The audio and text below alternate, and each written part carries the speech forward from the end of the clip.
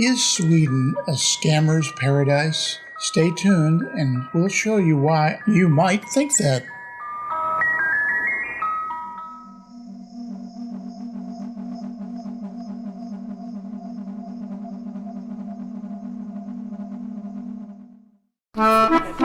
Sweden is a marvelous country, but there might be an undercurrent there. And that undercurrent is that there are scammers there and essentially stealing people's money. Let's look at some things that might be telling us this, starting with the campaign that got me involved with looking at crowdfunding and the foibles and scams that were there. A little thing called the Triton Artificial Gill. Ostensibly located in Stockholm, Sweden, this thing was incredibly successful and almost completely succeeded in bilking hundreds of thousands of dollars out of people's pockets. It was a thing that was absolutely impossible scientifically and from an engineering standpoint. It was going to extract breathable oxygen directly from the water that you could breathe while underwater without having to use, as they would put it, a bulky scuba tank and regulator. They used a lot of scientifically sounding gobbledygook and a lot of really good images to try and sell the people that this object that they had actually sourced from 2014 and in 2016 were trying to sell as a finished product was real. But it wasn't. It was actually something that had been submitted as part of an engineering program for products that really didn't exist, but it would be neat if they did. People really thought that this was a neat thing and they wanted a piece of it. The only thing that stopped people from losing their money was that Indiegogo stepped in, did not give the money or disbursed it to the crowdfunding campaigners, and the crowdfunding campaigners subsequently removed almost every trace of the Triton campaign from Indiegogo and various other parts of the internet that they could control.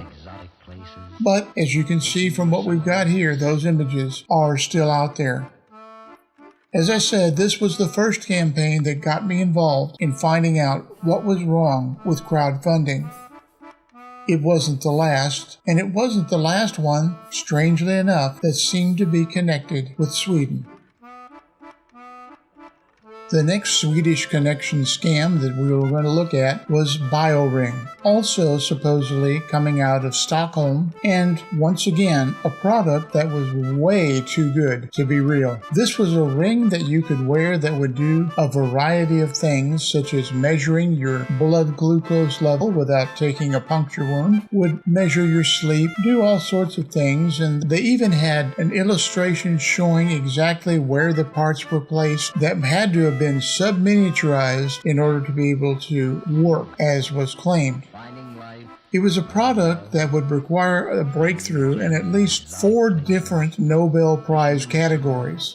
So why would they ever have to crowdfund it? Your guess is as good as mine, but an awful lot of people bought into it. When it was all said and done, they got something like $460,000 US and disappeared completely, never to be seen again.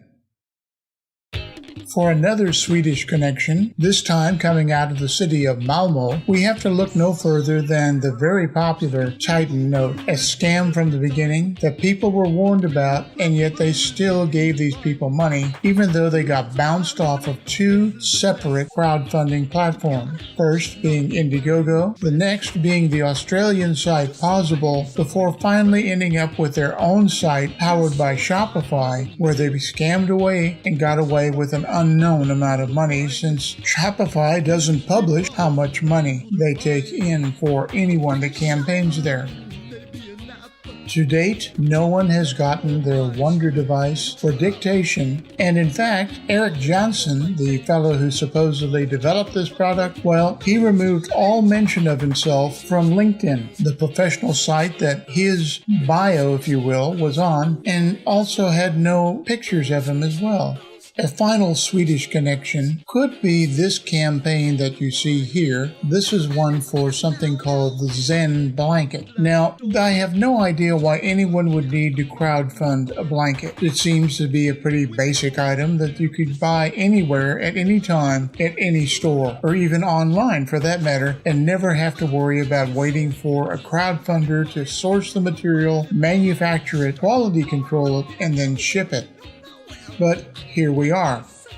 It's coming from something called the Z Trading HB, and the reason we know that this is a Swedish company is that outside of the grand total that you see on the very first page of their crowdfunding campaign, all of the monetary units are in Swedish currency, abbreviated SEK, which I believe means Swedish krona. You'll have to look that up. I'm not going to.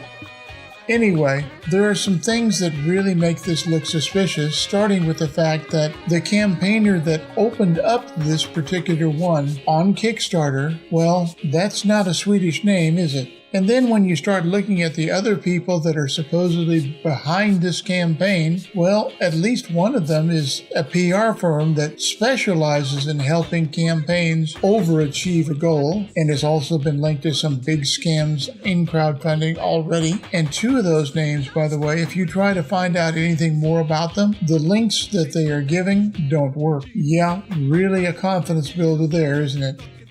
So there you have it, 3 proven and known scams, and one that really looks suspicious. This is going to make you want to think, as I do, maybe, just maybe, if it came out of Sweden, I don't want anything to do with it.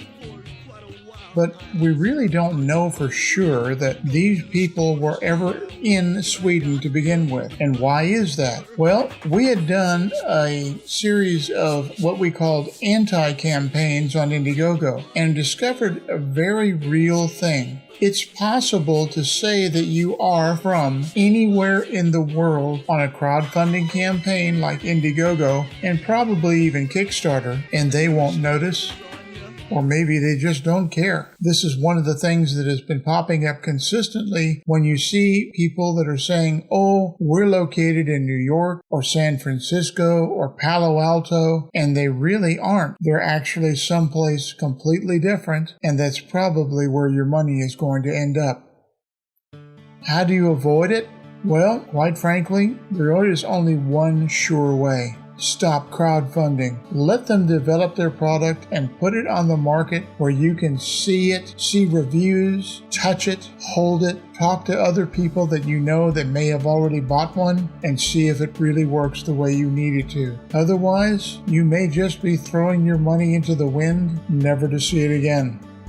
That's all for now. All I can tell you is that there are always going to be campaigns that have very, very warm places reserved in crowdfunding hell.